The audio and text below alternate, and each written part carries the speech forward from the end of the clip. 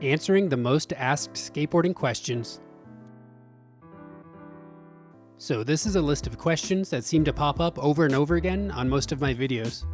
They're mainly geared towards newer and beginner skateboarders, and while they may seem pretty basic or obvious to some, they're definitely great things to know. So up first we have, how do I tell the nose from the tail?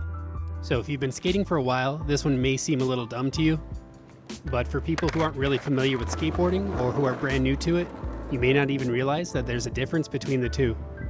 Generally speaking, the nose of your board is going to be a little wider than the tail, and the tail will be just slightly closer to the ground.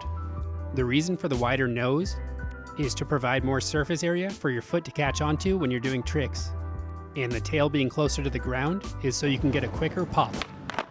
One of the easiest ways to tell your nose from your tail is by looking at the graphic. Now, if it's a vertical graphic, it should be pretty obvious that the bottom of the graphic is the tail and the top is the nose. And if it's a horizontal graphic, in most cases, if you're reading it from left to right, the left will be the nose and the right will be the tail. And once you've determined which side is which, a couple of ways that you can remember when you're looking down at your grip tape is to use different colored bolts on one side, or to use some sort of cutout in your grip tape. For question number 2, we have, what stance am I?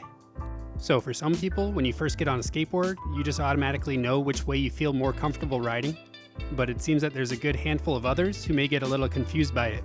More specifically, the one I hear the most often is that you push one way, but you feel more comfortable doing tricks the other.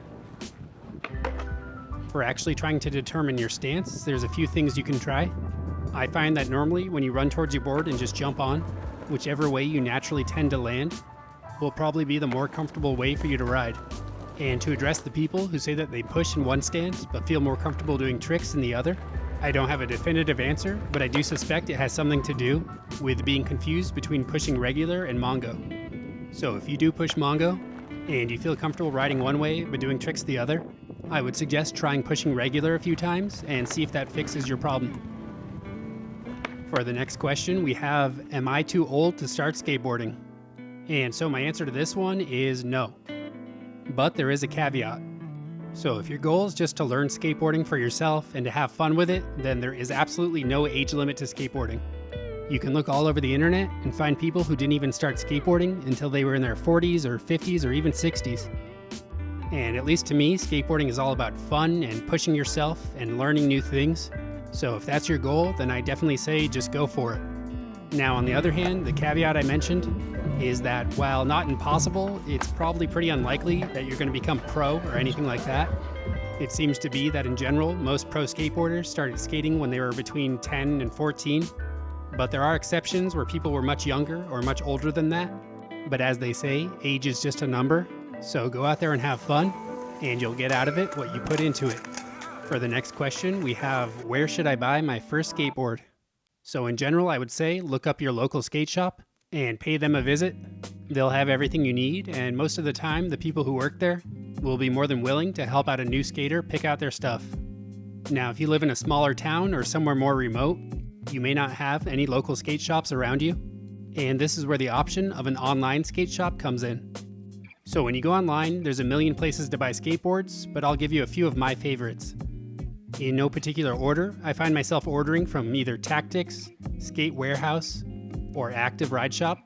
All of these sites have all the brands you could ever want, and you can usually find a good deal, especially around the holidays. And as a side note, I'd like to say that you probably shouldn't buy a skateboard from Walmart or Target or any of the big box stores. And that's mainly because while they may be cheaper, you definitely get what you pay for, and you'll end up with an inferior board that may actually make it harder to learn how to skate. Up next, we have, when is it time for a new skateboard? So depending on how much you skate and what type of skating you do, skateboards can have different lifespans. But the main general things to look out for is when you start to get a razor tail, which means you've worn through a lot of the plies of your deck on the tail. The more you wear it down, you'll start to notice that you're not getting as good of pop.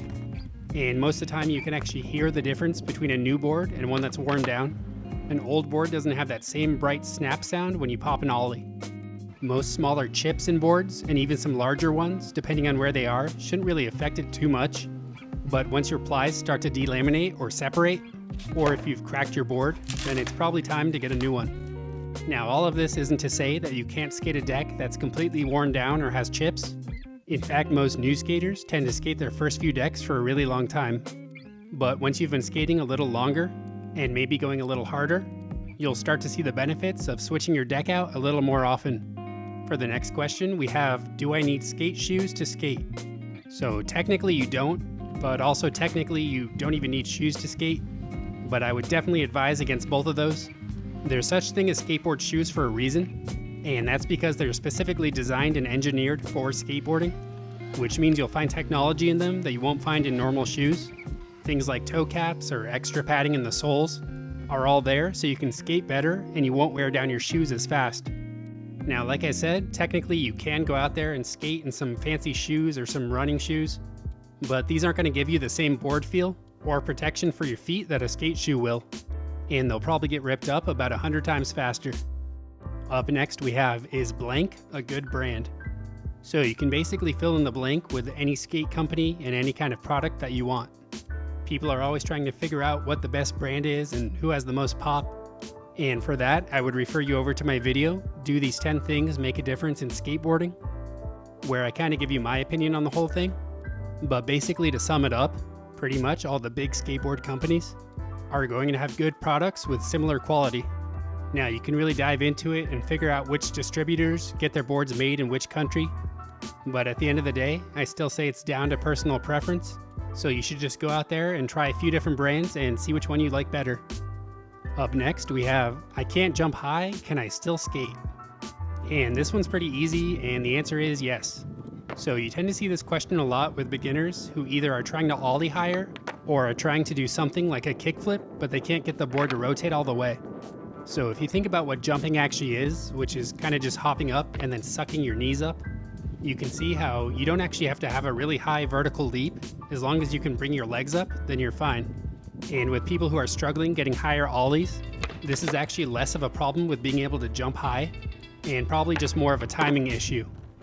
It can take a while to get the mechanics and timing of an ollie down, but the more you practice and the more you get those movements aligned with each other, then the higher you'll be able to do it, and eventually you should just naturally be able to increase your height over time. And for others who say that they can't jump high enough for the board to rotate with something like a kickflip or some other flip tricks, this one's all down to having a better technique as well. Because you can see here that you can actually do tricks really low to the ground while barely hopping. And this is just a matter of knowing what to do with your legs and your feet and being comfortable while you do it. So don't despair if you can't jump really high.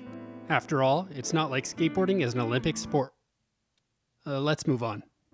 So for our last little set of questions, I'm going to do it as a speed round because I don't think I need to go too in depth on these ones. Why can't I land with both feet on the board?